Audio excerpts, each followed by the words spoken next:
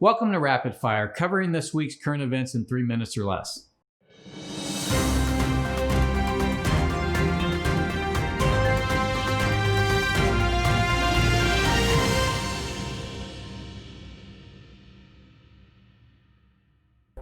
Okay, so I tweeted this week about PPP loans. The thing about PPP loans was that it was supposed to go to employers to pay their employees so they kept the businesses going on through the coronavirus. So it was a benefit for the employee and it was a benefit for the employer. The thing about it is 125 Chinese companies got PPP loans, ranging from anywhere from $200 million to $400 million. We're not sure quite how much they got. The problem is that because of coronavirus, we have 41% less Black-owned businesses, and overall we have 22% less American-owned businesses because of the pandemic that was started by the Chinese Communist Party. So what the problem here is that the Chinese Communist Party was paid by the US government to start a pandemic that damaged American business owners and American employees.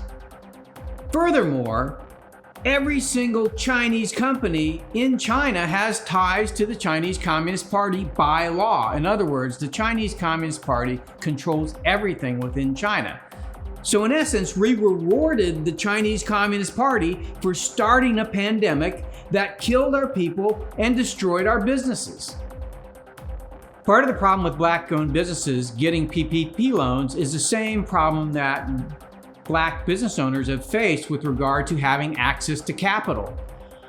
The main problem for businesses is access to capital. The challenge we've had for the last 30 years is that Wall Street has been sending our capital, which is essentially a lot of it's your retirement funds, to China. So Chinese Communist Party-led companies have access to American capital, but American business owners can't get access to that same capital. So this is a big challenge for our economy. It's a big challenge for our industrial base. It's a big challenge for our competitiveness. And it's one of the reasons why I left the Air Force to be able to bring this message to you, the American people. This is part of a bigger problem.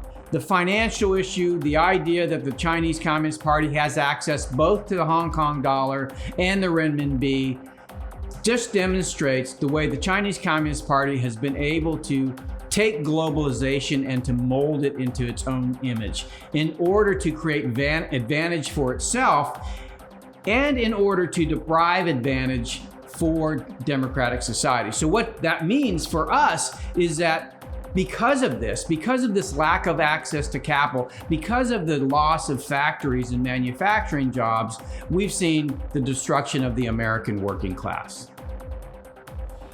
Thanks for watching Rapid Fire. Make sure to leave comments below, like and subscribe, and be sure to hit that bell to be notified of the next episode.